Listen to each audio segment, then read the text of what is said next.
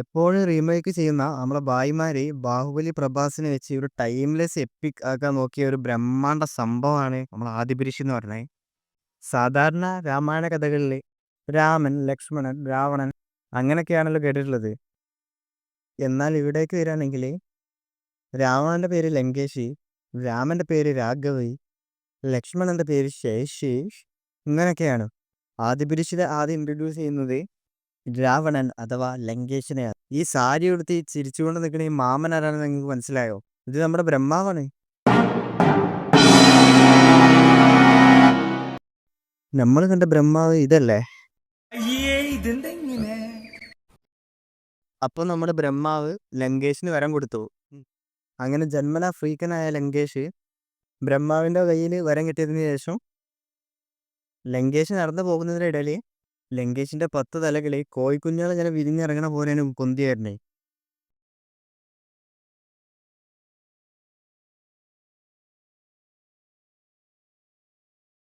ലങ്കേഷ് വരവറിയിച്ചു, ഇനി രാഘവിന്റെ വരവാണ്. മേഘങ്ങൾ കറക്കുന്നത് കണ്ട് ജാനകി ശേഷിനോട് പറയും നമ്മൾ സേഫ് അല്ലെന്ന്.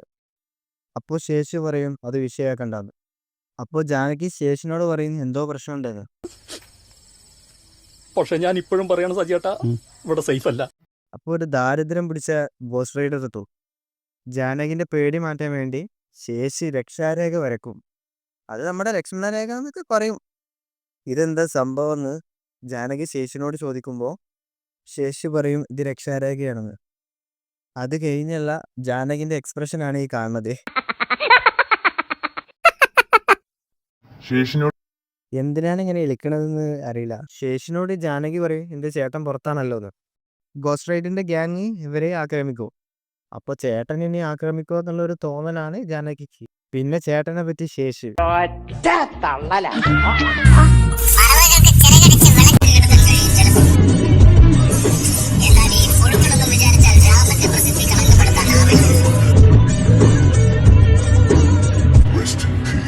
അങ്ങനെ രാഘവ് അണ്ടർ വാട്ടറിൽ ഇങ്ങനെ ധ്യാനിച്ചുകൊണ്ടിരിക്കുകയാണത്. അങ്ങനെ ഹീറോ പുറത്തേക്ക് വന്നു.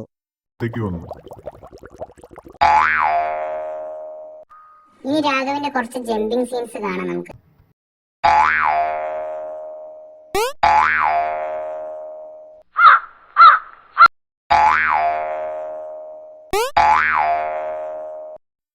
അങ്ങനെ ഒരു വിധത്തിൽ രാഘവ് നമ്മളെ ഗോസ്റ്റ് റൈഡറിനോട് കൊല്ലു. പിന്നെ മാസ് കാണിച്ച് രാഘവിന്റെ ഒരു നടത്തം. പിന്നെ പടത്തിന്റെ ടൈറ്റിൽ. ആദിപുരുഷന്റെ ഓരോ സീനിലും പ്രഭാസ് മറ്റേ ബൊമ്മന്റെ ഒക്കെ പോലെയാണ് നിൽക്കുന്നത്. ഫൈറ്റ് ആയാലും ഡയലോഗ് പറയലായാലും പ്രഭാസിന്റെ ഫേസിൽ ഒരു അനുഭവമില്ല. വ്യക്തമായിട്ട് പറയുകയാണെങ്കിൽ ഇതാ ഒരുവിധ സീനിലൊക്കെ ഇതെങ്ങനെയാണ്.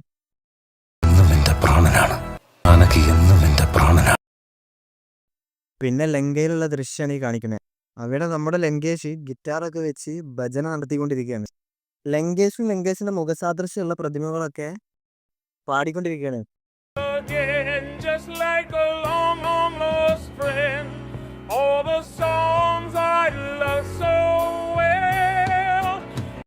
അങ്ങനെ ഈ പാട്ടൊക്കെ കഴിഞ്ഞതിന് ശേഷം ലങ്കേഷിനെ കാണാൻ ശൂർപ്പണക വരും. ശൂർപ്പണക ലങ്കേഷിന്റെ സിസ്റ്ററാണ്. ഒരു ദിവസം ശൂർപ്പണക്ക് രാഘവനോട് പ്രണയം തോന്നി. അതപ്പം തന്നെ രാഘവനോട് പറയുകയും ചെയ്തു. രാഘവ് പറഞ്ഞു ഞാൻ മാരീഡ് ആണെന്ന്. എനിക്ക് ജാനകി എന്ന് പറഞ്ഞൊരു ഭാര്യ ഉണ്ടെന്ന്. ഇത് കേട്ട് കലിപ്പിലായ ശൂർപ്പണക ജാനകിനെ കൊല്ലാൻ ശ്രമിച്ചു. ഇത് കണ്ട് ശേഷിന് കലിപ്പായി. ശേഷൻ എന്ത് ചെയ്തു? ശൂർപ്പണകന്റെ മൂക്കിനിട്ട് അമ്പ് ചെയ്തു. പിന്നെ ലങ്കേഷിനോട് ശൂർപ്പണക പറയും രാഘവിന്റെ ഭാര്യ ഭയങ്കര സുന്ദരിയാണെന്ന്. അവളെ വിവാഹം കഴിച്ച് ഇനി ലങ്കയിലോട്ട് കൊണ്ടുവരണം. അങ്ങനെ ആ റിവഞ്ച് അക്സെപ്റ്റ് ചെയ്ത് ലങ്കേഷ് 10 തല പുറത്തെടുക്കും. ഡബിൾ ടക്കർ ബസ് പോലെയാണ് തല എടുക്കുന്നത്. ന്യൂജൻ യൂണിവേഴ്സിലാണ് ഈ രാമായണം നടക്കുന്നത്.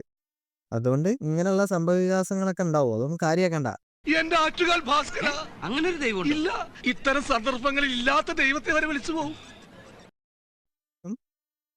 ഒരു ദിവസം ജാനകിയും രാഘവും കാട്ടിലൂടെ പോകുമ്പോൾ ഒരു സ്വർണ്ണമാനെ കാണും. അപ്പോൾ അതിനെ വേണമെന്ന് രാഘവനോട് ജാനകി പറയും. രാഘവ് അതിനെ പിടിക്കാൻ വേണ്ടി പോകും. അവിടെ വെച്ച് ഒരു ട്വിസ്റ്റ് സംഭവിക്കും. ആ മാന് ശരിക്കും ഒരു സ്വർണ്ണമാനല്ല, അതൊരു അസുരനായിരുന്നു. ആ അസുരനാണെങ്കിൽ രാഘവന്റെ ശബ്ദത്തിൽ നിലവിളിക്കും. അപ്പോൾ ശേഷിനോട് പോയി നോക്കാൻ ജാനകി പറയും. ശേഷി പോയപ്പോൾ ജാനകിന്റെ അടുത്ത് വേഷം മാറി ലങ്കേഷ് എത്തി. അപ്പോൾ ലങ്കേഷ് സന്യാസി വേഷത്തിൽ വന്ന് ജാനകിയോട് കുറച്ച് അരി ചോദിക്കും. ശേഷിന്റെ രക്ഷാരേഖ മറികടന്ന് ജാനകി അടി കൊടുക്കും. ആ ഒരു തക്കത്തിൽ ലങ്കേഷ് എന്തോ കാട്ടുപള്ളി വെച്ച് ജാനകിയെ കെട്ടി ഡ്രാഗന്റെ മേലെ ഇടും. പുഷ്പക വിമാനം എന്നൊക്കെയാണ് പറയണത്. പക്ഷെ ഡ്രാഗനെയാണ് ഈ യൂണിവേഴ്സിറ്റി ഡയറക്ടർ കാണിക്കുന്നത്. അപ്പോൾ നമ്മുടെ ജഡായി ലങ്കേഷിനെ ഇങ്ങനെ ആക്രമിക്കും. ജഡായിനെ കണ്ടപ്പോൾ തന്നെ പ്രഭാസ് ഡയറക്ടറെ അഭിനന്ദിക്കാൻ വേണ്ടി റൂമിലേക്ക് കൊണ്ടുപോവാണ്. ഏറ്റവും ഭംഗിയായിട്ടുള്ള ഈ സീനുകളൊക്കെ കാണുമ്പോൾ ഇങ്ങനെ അഭിനന്ദിച്ചുകൊണ്ടിരിക്കും പ്രഭാസ്. അങ്ങനെ ജഡായു ലങ്കേഷ് തമ്മിലുള്ള ഫൈറ്റിൽ ജഡായിന്റെ ചിറകരിയും ലങ്കേഷ്. അങ്ങനെ ലങ്കേഷും ജാനകിയും ലങ്കയിലെത്തും. ജാനകിയെ കണ്ടെത്താനായി ഒരു സ്ത്രീ ഒരു വഴി പറഞ്ഞു കൊടുക്കും. വാനരരാജൻ സുഗ്രീവനെ കാണാൻ ചെന്ന് പറയും. വാനരരാജൻ സുഗ്രീവനെ കാണാൻ രാഘവനോട് പറയും. പക്ഷെ ഇവിടെ അതല്ല പ്രശ്നം. ശേഷിന്റെയും രാഘവനെയും മുഖത്തേക്ക് ഇവർ നോക്കണില്ല. അതെന്താന്ന് എനിക്ക് മനസ്സിലായില്ല. പറഞ്ഞിട്ട് കാര്യമില്ല, ഈ മോന്തയ്ക്കല്ലേ നോക്കണ്ടേ. അങ്ങനെ ചിമ്പാൻസി സുഗ്രീവന്റെയും ഹനുമാന്റെയും എൻട്രി ആയി. ജാനകിനെ ലങ്കേഷ് എയറിൽ നിന്ന് കടത്തിക്കൊണ്ട് പോകുമ്പോൾ ജാനകിയുടെ കയ്യിൽ നിന്നൊരു മോതിരം നിലത്തേക്ക് വീഴും. ആ ഒരു മോതിരം സുഗ്രീവൻ രാഘവന് കാണിച്ചു കൊടുക്കും. പിന്നെ രാഘവും ജാനകിയും തമ്മിലുള്ള ഒരു ലവ് സോങ്.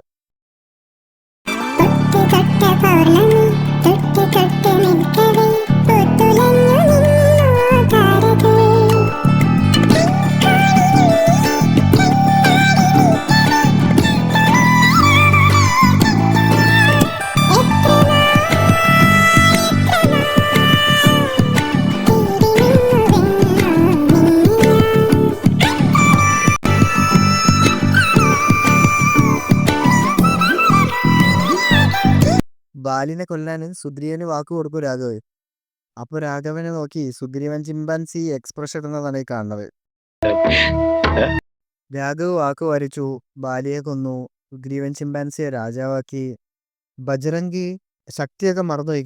അങ്ങനെ ശക്തിയൊക്കെ ഓർമ്മിപ്പിക്കാൻ വേണ്ടി ബജറംഗിന്റെ ശക്തികളൊക്കെ ഓർമ്മിപ്പിക്കുന്നു ജാമ്പവാൻ.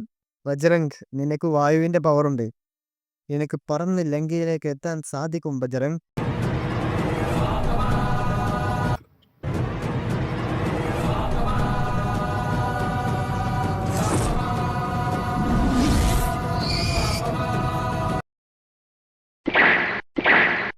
ലങ്കയിൽ പോയി ബജറംഗിന് പണി കിട്ടി.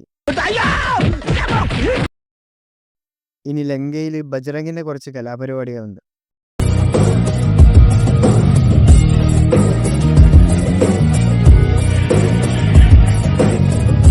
പിന്നെ രാഘവും കൂട്ടരും സമുദ്രത്തിൽ കല്ലിട്ട് ലങ്കയിലോട്ട് കടക്കുകയാണ്.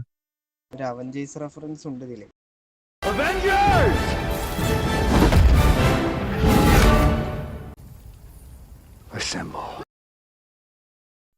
അങ്ങനെ കുറെ സീനുകൾക്ക് ശേഷം ഒരു ഗംഭീര യുദ്ധം നടക്കുകയാണ്.